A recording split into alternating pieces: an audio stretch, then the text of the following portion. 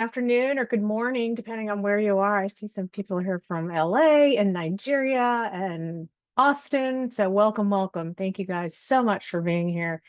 This is for you. This is to help you learn more about our proposal process and take away some key insights because we're really here to support you and get the best submission that you can have. I am joined today. I'm Bridget Dunn, our Associate Director of Conference Programming at ATD. I am joined by Jamie Kraus. She is one of our returning Program Advisory Committee members. We'll just call them the PAC, as we love to call them.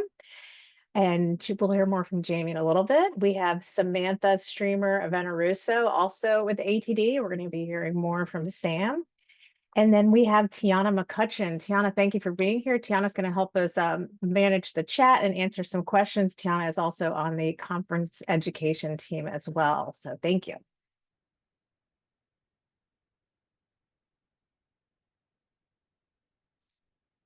So today's goals, I want to share a little bit about what we hope you get out of this and then talk a little more about what we're going to cover in the agenda to get to that point. We are going to identify all the elements you need to complete your ATD26 proposal submission, identify critical elements that our PAC looks for, find resources, how you can get to those resources that's going to help support the development of your submission, and then discuss some practical strategies for creating a compelling proposal.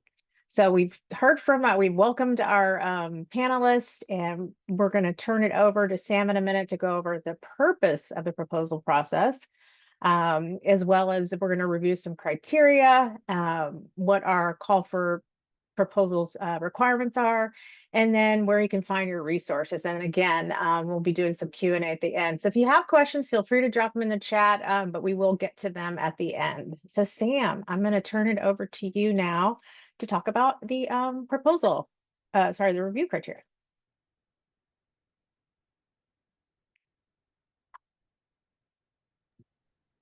Sam, I believe you're Sorry, on.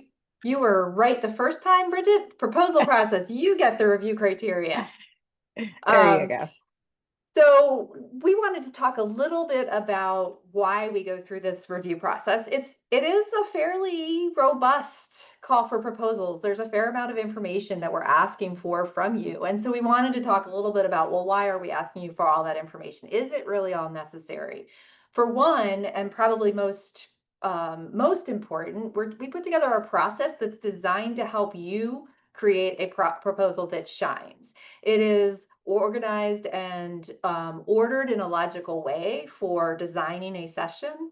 By the time you're done with that proposal process, you should have a pretty good, defined session that you can pick up if you're accepted, that you can easily pick up and then do the next steps to make it implementable. But we're also asking for it because the review process for ATD26 is a very, very competitive process. We get a lot of submissions, and the review committee takes its time to look very carefully at all the information that's submitted in order to make decisions, make recommendations about which proposals are going to be on the final program. We are trying to build a balanced, relevant, engaging, and interesting conference program. And we get lots and lots and lots of proposals that come in. And sometimes it's really, really hard to choose among them. And so the more information that we have, the more well-developed your proposal is, the more we have to go with, the more the review committee has to go with in terms of making decisions. A couple other things about our proposal process is, one, it's an open call. It's open to anyone who wants to submit. There's no requirement about who you are, where you're coming from to be able to submit. And we are looking for, and we use that proposal process also to see all of the relevant trends that are out there. So your work is really important to us. We value it. We read every proposal. We review every proposal. The one other thing I just wanted to mention here as part of the proposal process is that review process. We mentioned that we have Jamie here from our Program Advisory Committee. You will note that our Program Advisory Committee is made up of experts in your fields. And so each of the conference tracks areas have several people who are experts in that field who are reviewing those proposals. This is a peer review process. This is not something that ATD does all of the review for. This is something where it's the community doing the reviews and the community making the recommendations. And so please keep in mind that that is part of this process, and that's why we're really excited to have Jamie here. And I'm going to turn it back over to Bridget to talk a little bit more about the review criteria. Great. Thanks, Sam. So I recommend before you start working on your proposal is ask yourself these questions. Is the session designed to do what it's proposing to do? Is your topic relevant and engaging? So think of the relevance and the importance of it. Does the proposed session offer relevant, practical, applicable professional development opportunities for the attendees? Does it reflect quality, expertise, and excellence? And if you are a new ATD speaker, did you provide your speaking video? And this is the second time we've done this webinar, and we had a lot of questions about that. So feel free to drop those questions in the chat. We will get into more details about what those requirements are for the speaking video. But now, Jamie, I'd love to have a little conversation with you because you have done this for 3 years, and we appreciate that. Can you shed a little light on what it's like behind the scenes to review the proposals, what the committee looks at, and what have you seen and that you want to share today? Absolutely. Thank you so much, Bridget and team, for having me here. Well, I'll jump right in. Natalie asked a great question. We receive over 1,000 proposals each year, and only 20% get selected. And so, as Sam mentioned, Bridget mentioned, we are really looking for the best of the best across the folks in the room who are reviewing hundreds of proposals. Each of us have expertise in a specific area in talent development. And so, as we're reviewing hundreds of proposals within a space, you can imagine there could be two or more on a very, very similar topic. And so, for me, what sets those proposals apart is the inclusion of data backing up a compelling, fresh perspective. If you think about it, the conference attendees, you are really helping shape the future of learning as a conference speaker. And so we want our audience members to walk away with an informed and rigorous perspective on our industry coming out of ATD. And so as you're submitting these proposals, we want to hear about your contribution to the field and how you know it's impactful. We also want to see really clearly how you plan to use your session time to engage and inform your audience. And that should really come across with a thorough session plan that you include in your proposal. Thank you, Jamie. That's very helpful. And the pack, you and the pack dedicate a lot of time to conducting those reviews. It doesn't just happen overnight. Can you elaborate on what sets proposals apart for you? What you see, what makes a difference? Absolutely.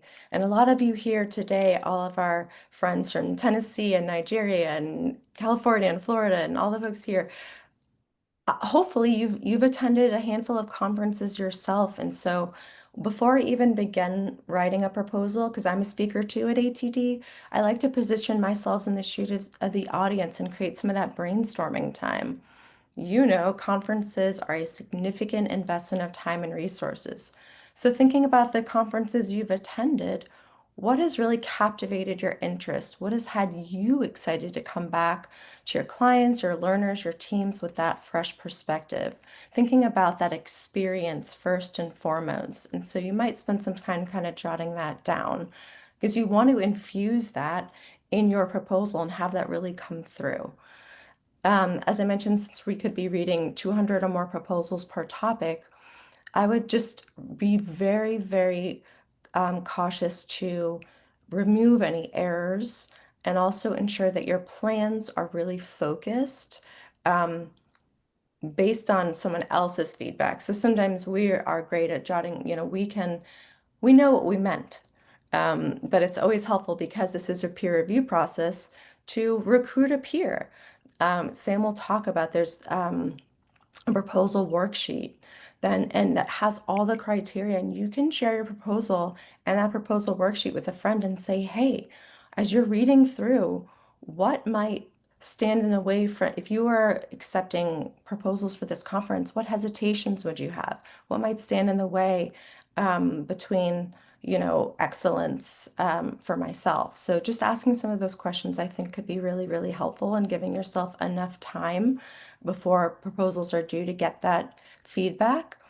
And the last thing I'll say is just, as you know, our industry is becoming more and more data driven. Many of us have developed a sort of prove it mentality. And so I'd love to see in your proposal what compelling data you have that you can incorporate to back up your assertions or perspective to tell us not only is this a great idea, but we know that it works. Thank you, Jamie. That is so helpful.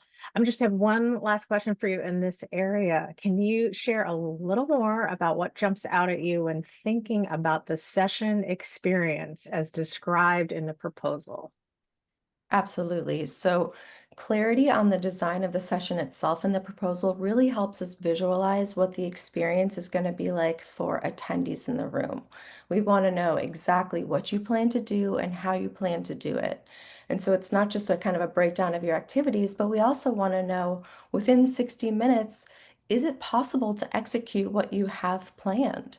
So, we're kind of looking at all of this together as we're evaluating each of these proposals. So as you submit them, please do your best to really paint that picture that describes the agenda, the timing, the content, the activities with enough detail that any of the reviewers can easily imagine how your session will be delivered.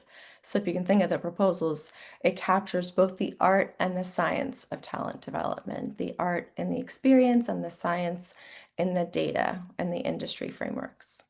Thank you, Jamie. That is so wonderful. Sam, we're going to turn over to you to talk about what some of those CFP requirements look like and how people can access more of those resources.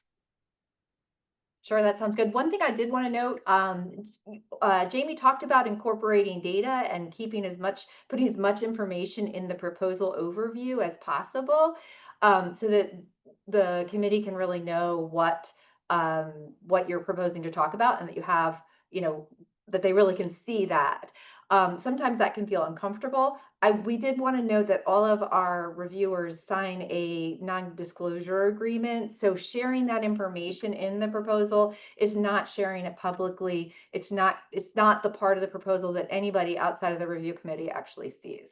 So I did just want to sort of uh, bring that up, because I think that sometimes it can feel like, well, I don't want to share all my stuff. You got to come to my proposal to come, my session to come see my stuff. It really, really is helpful for the committee. And I'm really just riffing off what you said at our last webinar, Jamie. So, but I did want to make sure that people know you guys are not out there using those ideas or sharing those ideas anywhere. They are things that stay private, and there is that non-disclosure agreement. All right, so jumping in to the overview of the CFP requirements. Some of you may have proposed. How many here, this would be your first proposal, and how many of you have proposed before? We would love to see that in the chat.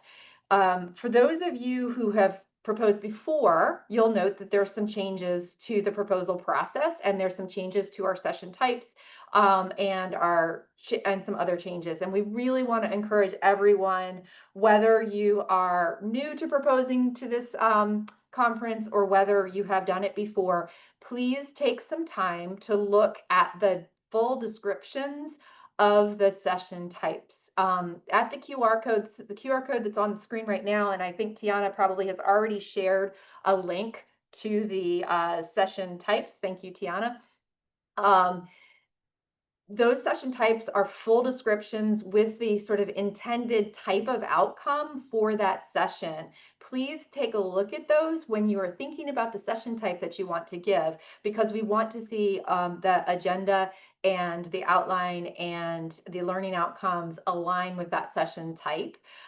So please, please, please, we've tried to create very clear descriptions of the kind of session and the kind of experience that people should have when they attend that session. So please use that to your advantage. So those session types are available. We've also updated our session descriptions, and so our audience descriptions. So we think very much about the alignment with all of our approaches and research at ATD, and we really are trying to think about who our audience is to help you think about what that audience might need. So please spend some time on those audience descriptions. Also new for this time, for this year, we are asking you to write learner outcomes. One of the things that hopefully you'll see as part of this process is we're asking you to think about the participant experience a lot. We want you to be able to explain what it is that's going to happen for the participants. So when we're talking about learning outcomes, we're talking about what's the outcome for the participant? How is that participant or attendee changing or going to be different as a result of that?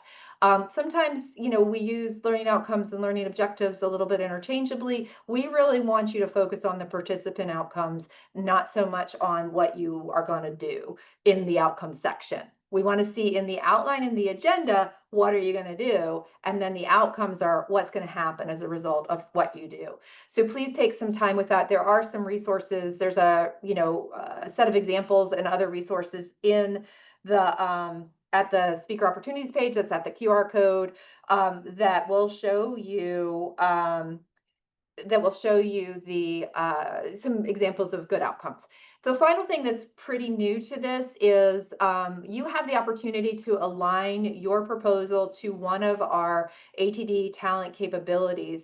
So please, it's not a requirement, and it just is something to think about in terms of who our audience is and how this connects to the larger ATD world of things. So if you're new to the capability model, there is a link on the speaker opportunities page and in the session proposal that goes to that, so you can take a look at the capability model and think about what you're proposing and whether it fits into one of those models. This is an optional piece, and it is not a it's not a deal breaker either way. But we would like you to think about your session in those terms as well, if it's appropriate. If it's not appropriate for your session, that there's not going to be a ding against it. We just want that opportunity for you to provide us that more information. I see that there's lots of great questions coming in, and we really appreciate those questions, and we're going to try to answer them in chat as we go, and we'll also come back to them at the end. The other thing that we did is really try to help you think about how the proposal process is chunked. So there's really 4 sections. When you go into the process, you'll either complete 9 tasks or 8 tasks, depending on what type of speaker you are. But when you think about it, and you think about it from a design and a writing process, the first chunk of information is really setting the background for your proposal. It includes the session type, the audience type, who the speakers are, what your topic is, what your area of focus is, why this is important, what you want to talk about, that broader picture. It's really setting the sort of background and creating the room for your proposal, for the actual session that you're proposing. So spend some time thinking about that as the background. This is all primarily for the review committee to review. This is not stuff that's going to become public facing. The next section is the proposal session design section, and that's where you're giving the description that is for the participants, the attendees. This is public facing. The agenda or session outline is where we really want to see how are you going to achieve this session? How are you going to achieve the learning outcomes that you have selected or created for this particular session? And how are you going to, and what are the key challenges that this addresses, or the key perspectives that are going to be taken away? Think of all of these as being a little bit more public. We don't share the session agenda, but the outcomes are available, and the session descriptions will be available if your proposal is accepted. So please think about those as being, kind of the information that you're giving attendees if your proposal is accepted to come to your session. The next area is the proposal materials. And so these are sort of support materials that we're asking for. Every proposal needs to submit 4 to 6 slides related to your proposed topic. They don't have to be the exact slides that you're going to use, but they should be related to your topic, and they should demonstrate your approach to slide design or presentation material design. And all proposals are required to include that.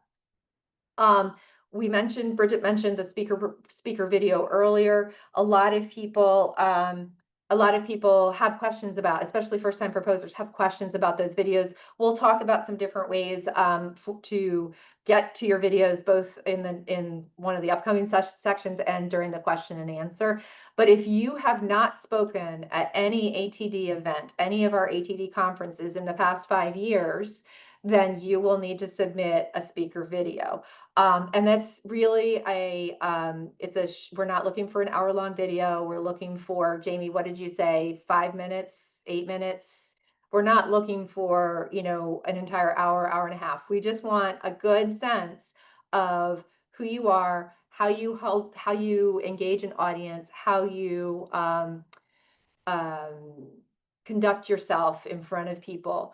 And so that's really important. There is a video review checklist. Again, when we get to our resources page, we can go there. You can go there and you'll be able to see some more information about those speaker videos. And then the final section is actually really just something that you read. It's our speaker and conference policies, and then you hit submit. Tiana always reminds us that as we go through, make sure that you're saving your proposal all the way through. So you complete a task, you hit continue to go back out to the main page, or you go back out to the main page, hit save. Otherwise you will lose those pieces.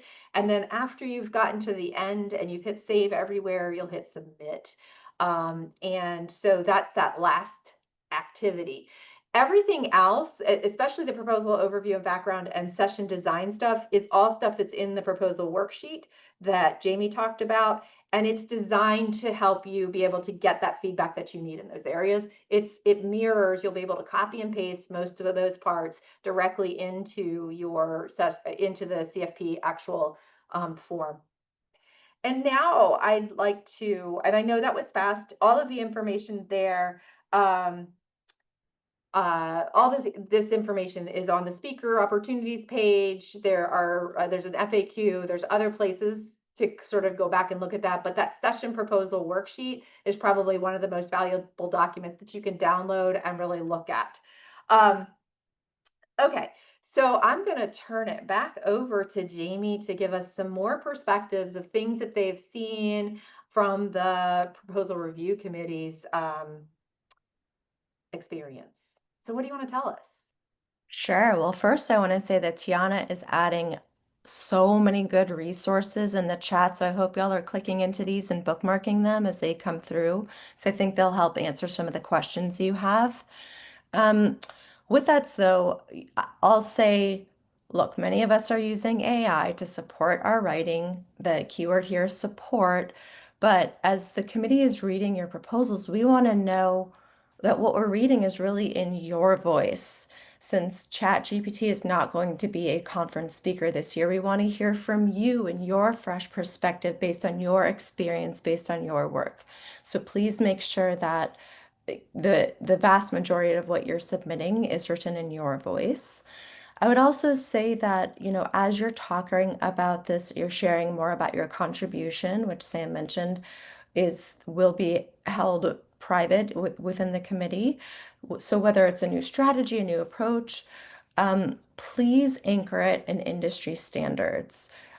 Sam mentioned that aligning our proposal perhaps to the talent development capability model is one example, but we want to know that this is something that your contribution is a yes and based on our industry. And that you have compelling data beyond level 1 and level 2. We're not just offering, hey, folks really liked this, but we want to see the business impact of what you're presenting. We want to know how it's accelerated people's careers and learning, enhanced their performance, contributed to a company's KPIs. So the more that you can include that, the more likely we are to really be impressed with what you're presenting. I'd also just say something that's a no-no, and I think this is described well in the criteria, but we don't want folks who are clearly selling something, whether it's yourself as a keynote or your book. That said, a lot of the speakers, because they're thought leaders, have written books. But as you know, conferences are an investment unto themselves. And so, what we want to see is folks really leaving your session with everything they need to be able to the next day turn around and implement this in a strategy or in their, ways of working. Now, if you want to dig deeper, by all means, at the end of your session, you can mention that, there may be additional materials that if folks are interested, but just really be mindful of that. Um, any additional investment should be not the key focus of your presentation. Jamie, that all makes really, really good sense. And thank you for all of that wisdom. I know that you've been on the program review committee for a number of years. You guys talk on a regular basis, both pre-conference, at the various review sessions. So you've heard a lot from our program review committee. What are some other things that the program review committee is looking for or has seen, or other advice that you might give from a broader perspective there? Sure. Sometimes proposals will say things like, in this session, attendees will learn the 5 secrets to engaging subject matter experts in the design process, or here are the top 3 tips from this case study. But then they don't elaborate in the proposal what those things are. And so, fair play, that's an appealing and maybe enticing title, but you've got to tell us what those things are so that we can really evaluate your proposal fairly against other proposals. So while we can, make it exciting and compel people into your session if accepted, please don't keep the top 5 secrets a secret from the committee. Please be sure to describe what it is that you're going to present in your session so we can evaluate the quality and relevance of your content. I would also, Jamie, oh yeah, oh, go ahead. Jamie, so when you're looking for that, you're looking for that in that proposal overview, not the public facing stuff, but the private stuff. You're looking for this is what we found. And that's the place to put it. We're not asking you to tell attendees and share everything with attendees in advance. We're asking you to share it with proposal or with the review committee. Sorry, I didn't mean to interrupt, but I wanted to connect that piece there. No, I think that's perfect. Thank you for sharing that. I'd also just say, if we are describing our session as experiential or interactive, and then the proposal, just has some slides with group discussion, I would say like that isn't necessarily experiential or interactive, especially if you've attended an ATD conference in the past. We were joking, this is the second session of this kind that we're leading, and some Mo, who's on the committee as well, he's the chair this year. I think they were doing like a conga line in his session. So when we say that the session is interactive, gosh, that session was interactive. So just kind of keep that in mind that if we are going to make a claim about our session, really help that come through. Yeah, Karen remembers that. And Janice, you asked a great question about if a speaker's spoken at ATD in the past, what information will we use to consider that speaker for 2026? We would look at their proposal just like we'd look at anybody else's, but in addition, we would look at the feedback the speaker received year over year. We'd look at the quantitative feedback, so how much out of 5 across the various topics folks were asked to rate the speaker on. We look at the qualitative feedback, the verbatim feedback that people received, and we want to make sure that this is someone who's really going to energize the audience and add the value that is promised in the program. So I love that question. That's great. And let's see, I think that's all that I had top of mind. Over to you, Sam. Thanks.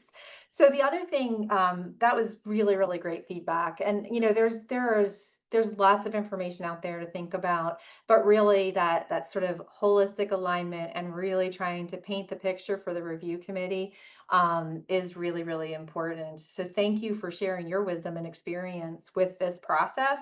I think it's really, really useful for our attendees.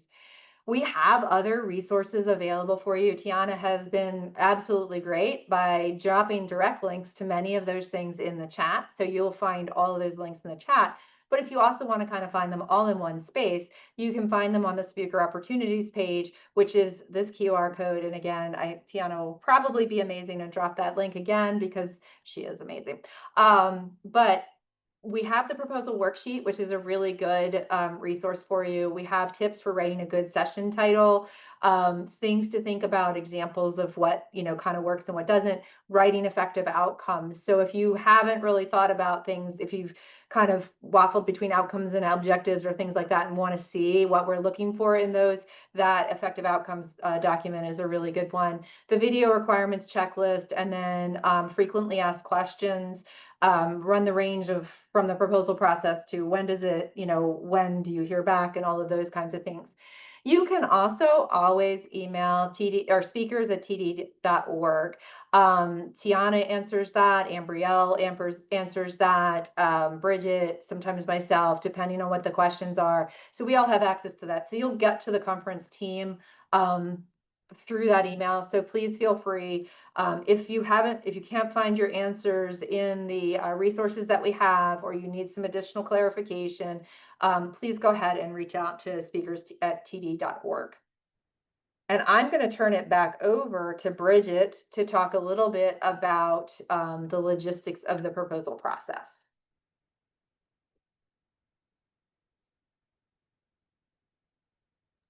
Sorry about that. I was trying to come off mute. Thank you, Jamie. Thank you, Sam. So yes, our submission process is open. We open July 10th. We close August 5th. Because the sheer volume of that is a hard date, August 5th. And that's at 11:59 Eastern time here in the United States. So we've had people that have been in the middle of it, say if they're on the West Coast and it shuts it down, and that's no fun. So don't wait till the last minute. You will get your notifications in, mid to late November, like this fall, 2025. And then our conference dates are May 17th through 20th.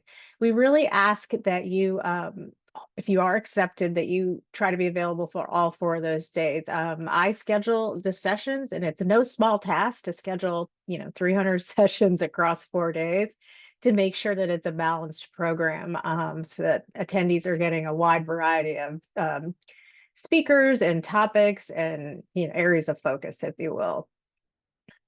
So really, that's your QR code again to access that the page to submit your proposal. And I believe we have a lot of time for Q&A. And I know some questions have come in and we've answered some of them. I'm trying to, how do we want to do this, guys? Let's see. There was one question that Jamie just answered about, well, what actually counts as as experiential? And Jamie's suggestions and examples are really, really good ones. The other thing that I would tell you is that look at the session type.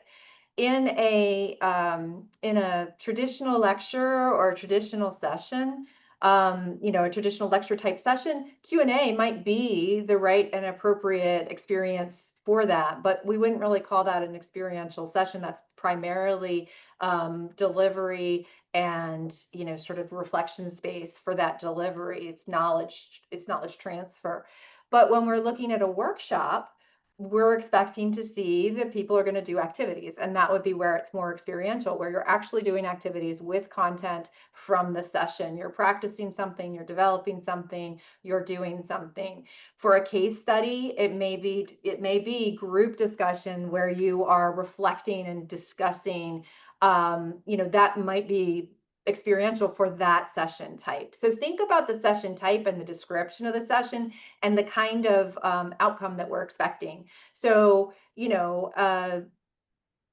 thinking about levels of outcomes and levels of, kind of where we are in terms of levels of learning, think about how that session aligns to the activities in your session is the way I would suggest that. So hopefully that's helpful too.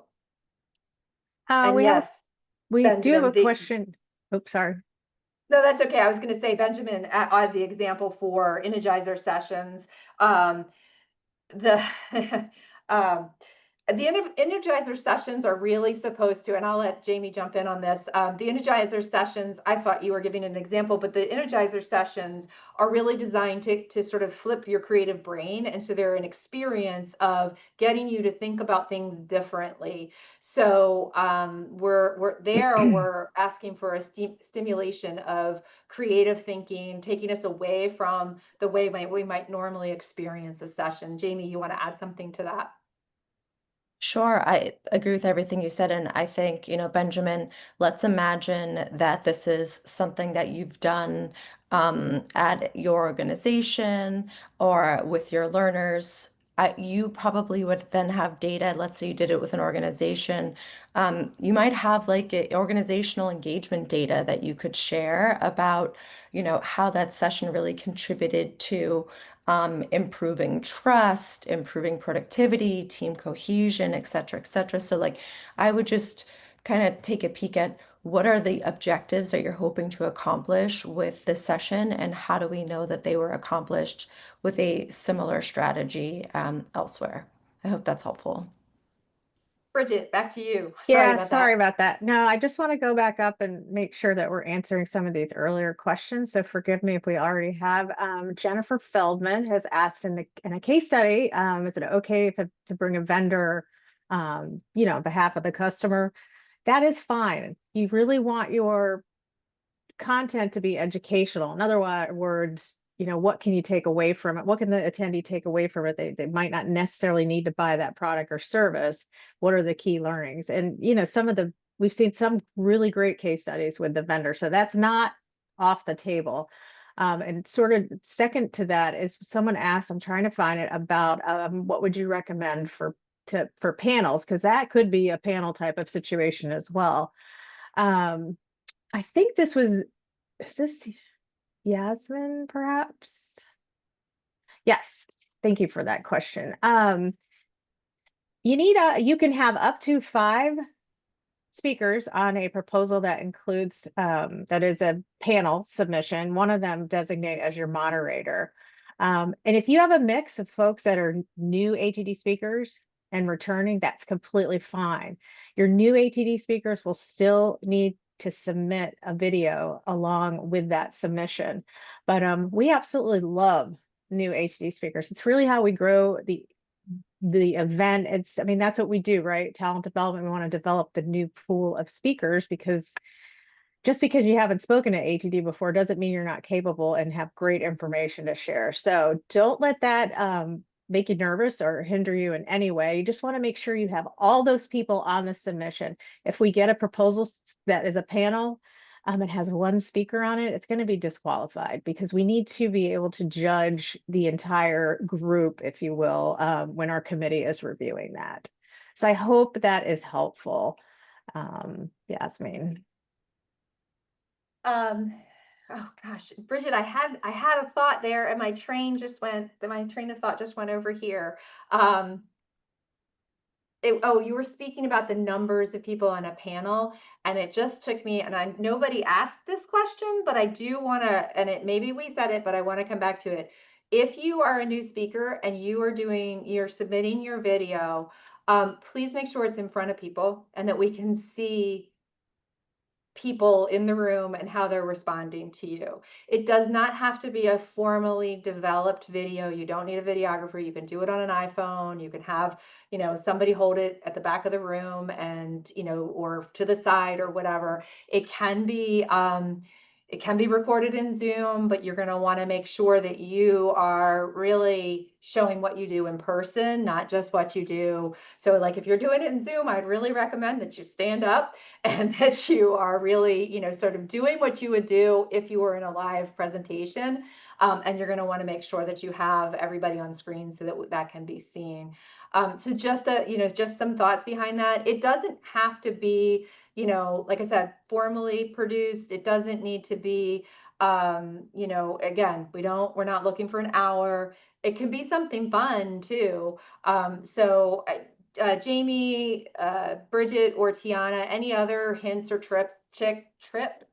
hints or tips, not tricks, about videos?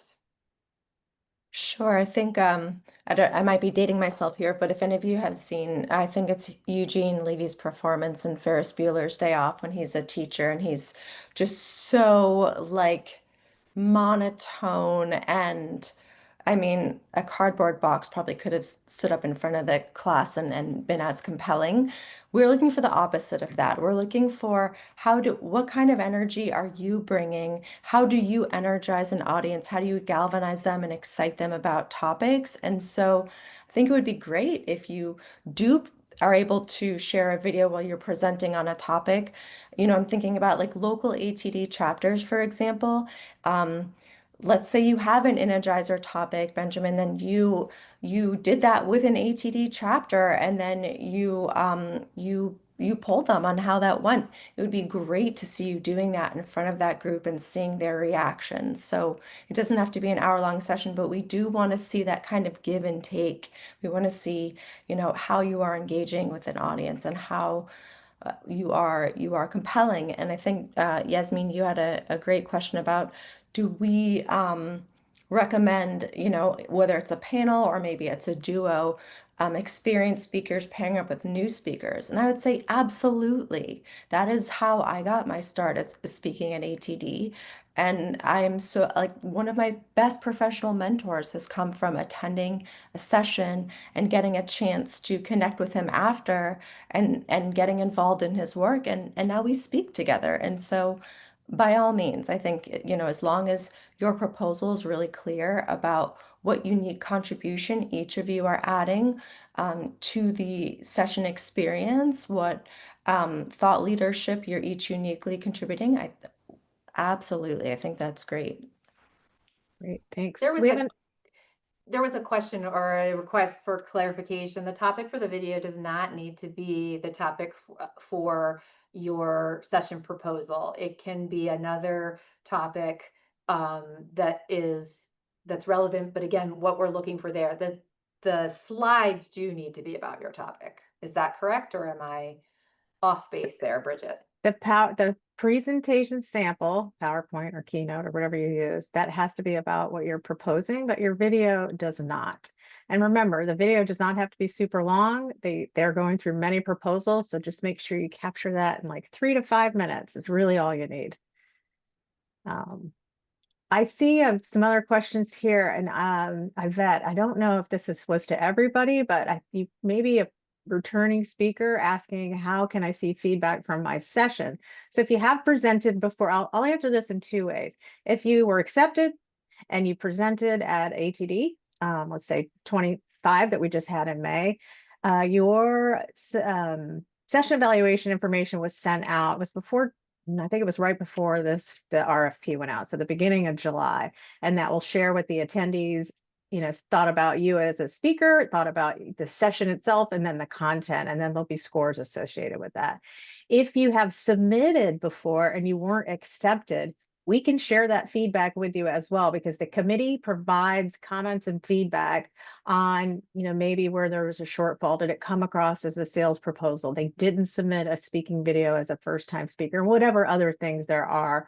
Sometimes it comes down to extremely competitive and they're just razor thin, and one just edges the other out. That's so hard for us because we wish we could accept them all. It's the least favorite part of the work that I do. But that's why following all these guidelines will really put you guys, you know, putting your best foot forward to start. So I hope that answers that. I wasn't sure if that was as a speaker or as a submitter. Bridget, there's a question about the Energizer session. If we're doing an Energizer session and we need additional facilitators for the activity, do we need to include their info in the proposal, or can we add that after selection? That is a great question. It is a great question. Everyone that needs to be, anyone you want and it's part of your session must be on that submission. Again, the committee needs to review it in totality and compare it to everything else that they are received and reviewing. So it's very important that you add that person on there. You won't be able to afterwards. We just don't allow it. It's really not fair for those that, you know, followed those guidelines. So if you have someone in mind now, go ahead and ask them, put it on your submission, and you know, do it that way. That's really the best recommendation I can tell you, because if you are accepted, and you won't be able to add them later. Bridget, I want to extend that question a second. We mentioned that you can have up to 5 people, including the facilitator, for panels. But how many people can you have for a regular session, for all the other session types?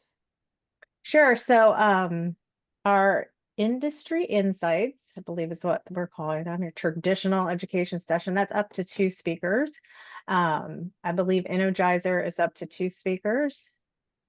I And think everything else is all up to 2 speakers. right, a So panel is up to 5. So and you don't need someone else on a submission with you if it's not a panel. So, don't think you've got to have someone else.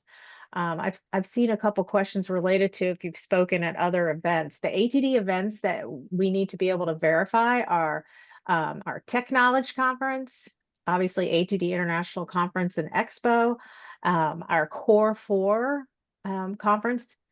Let's see here, Org Dev, and I think Government Workforce, and our Cell conference. Is that it? Am I leaving anything out?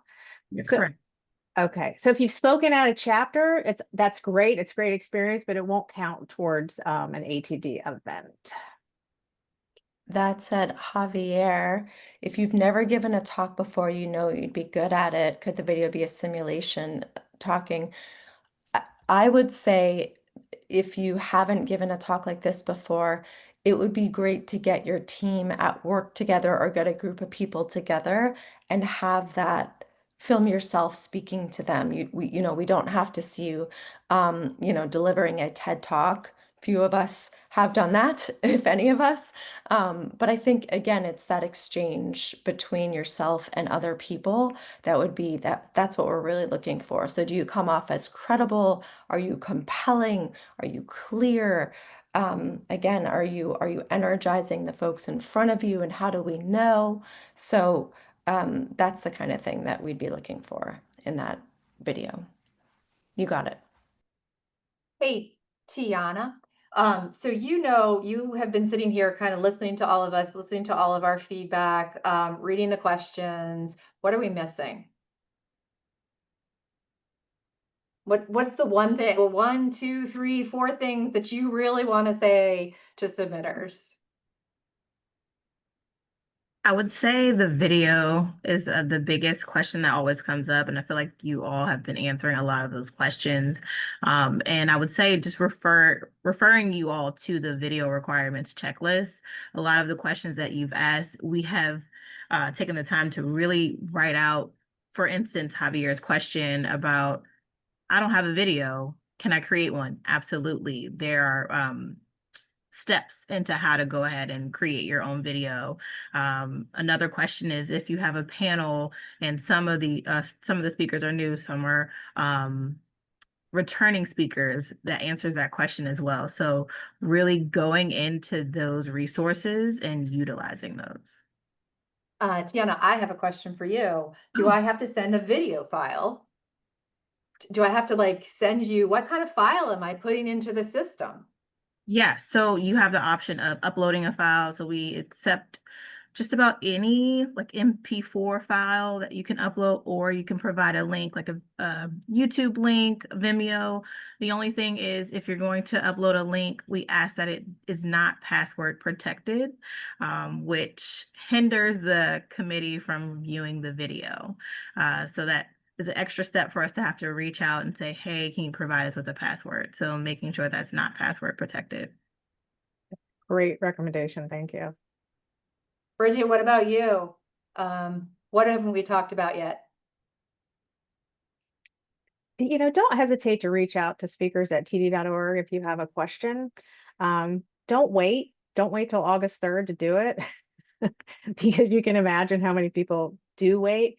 You're here on this call, so you already have an edge in terms of knowing what's expected, how you access those resources. Even if you're a returning speaker, you'll see some new things, as Sam mentioned, on that submission. We're here to support you. Our ultimate goal collectively is to provide the best education program we can for the folks that are attending ATD26 in Los Angeles. They make a huge investment of time, financially, away from work, away from family, and they are hungry to learn. And they are a tough audience. I'm not gonna lie. For those of you that have seen some feedback before, you know what I'm talking about. So that's really what it's all about. Put yourself in their shoes, if you will, and it kind of go back to what we said about is does it meet in the certain criteria as you write it out. Don't just repeat what you've put in one section into another. Be thoughtful about it. Read what is the purpose of this part of the submission, because again, your committee is going to be looking at these things. And again, I pointed out sometimes it's razor thin, and one little thing will tip one to the accept and one to the decline. Bridget, that just reminds me, Tiana, I have another question for you. So this whole session has made me feel completely intimidated, and oh my gosh, I don't think that I can possibly submit. And oh my gosh, I heard the crowds are like 300, 400 people in a room, and I'm completely intimidated, but I really want to speak for ATD. Do I have any other options? Well, there are other conferences if that's what you're referring to. So we do have other smaller events that you can attend. So we do have the Core 4 conference, we have the Org Dev conference. I'm just looking at those. I can pop a link into the chat for all of our other smaller events that you can attend if the ATD International Conference is intimidating, because it is over 10,000 attendees. And to Sam's point, those session rooms are 300 to 400 seats. So yeah, maybe attending a smaller event would be a better option to So start. can I propose for those? Yeah, you All can. You right. can propose Yes. for the Core 4 conference and the Org Dev conference. We do have a call for proposals. We don't have those dates out for 2026 yet, but it's usually in the winter when those open. So yeah. And you want to go back Thank to the you. speaking opportunities page for those. And Jamie, how about you? What is your advice if I'm totally intimidated now and I just can't possibly hit submit? Well, I would say challenge yourself to complete a proposal anyway. If at the end of that and after you've phoned a friend and said, "Hey, can you please review my proposal against this criteria?" After you are you know, still unsure, I would say, and maybe you've even gotten good feedback, I would say, look, all of us have been first-time speakers at one point, right? And so, challenge yourself if you're feeling like you meet the criteria and you have everything that we're asking for. If nothing else, you'll get really good feedback on your proposal. You may also be able to take that feedback and submit it elsewhere to another conference and within ATD, the ones that Tiana mentioned, and maybe there's something that's a better fit. But I would encourage you to at least go through the exercise of working on a proposal and seeing what you come up with. That exercise itself may be very informative and may sway you in one direction or another.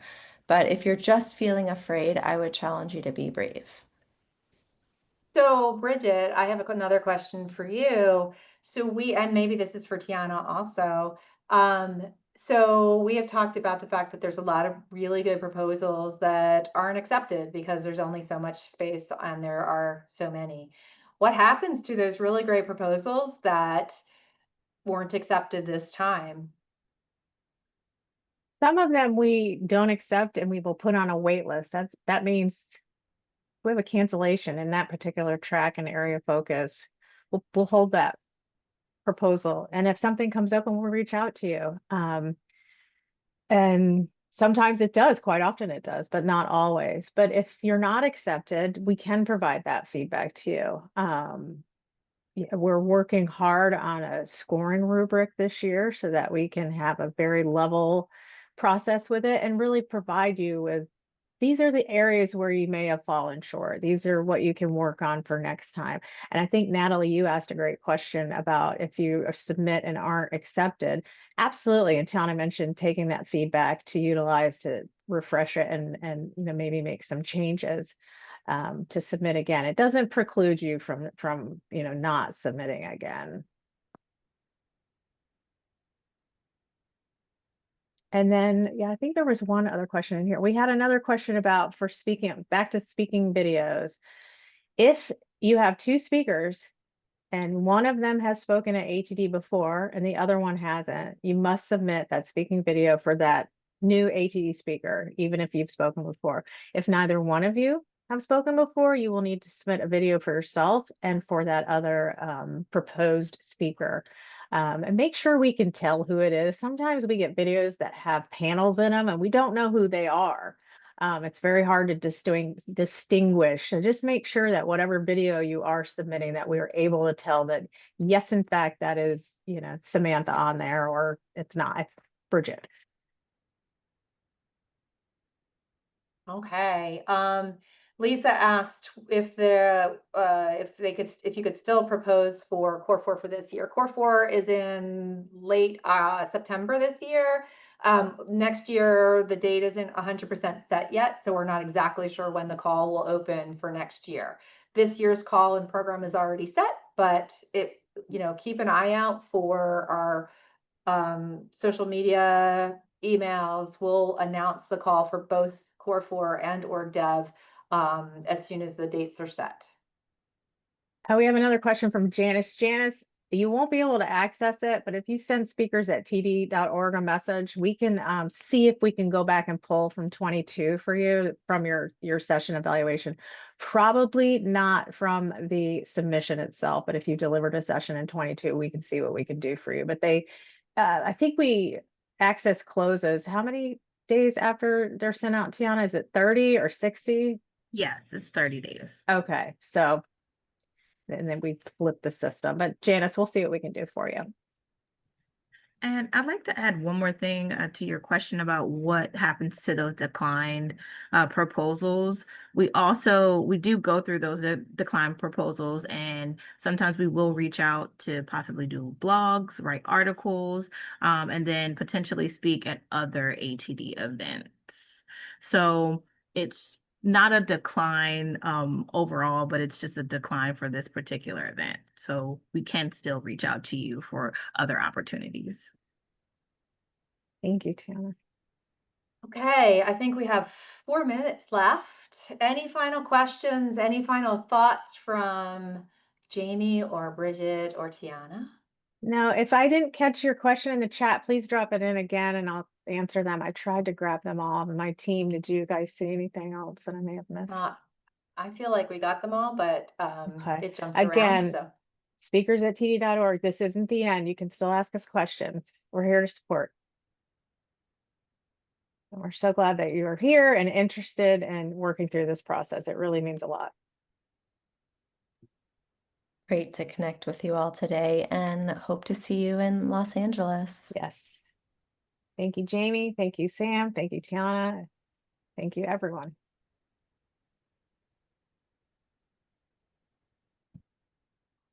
And this concludes today's webinar.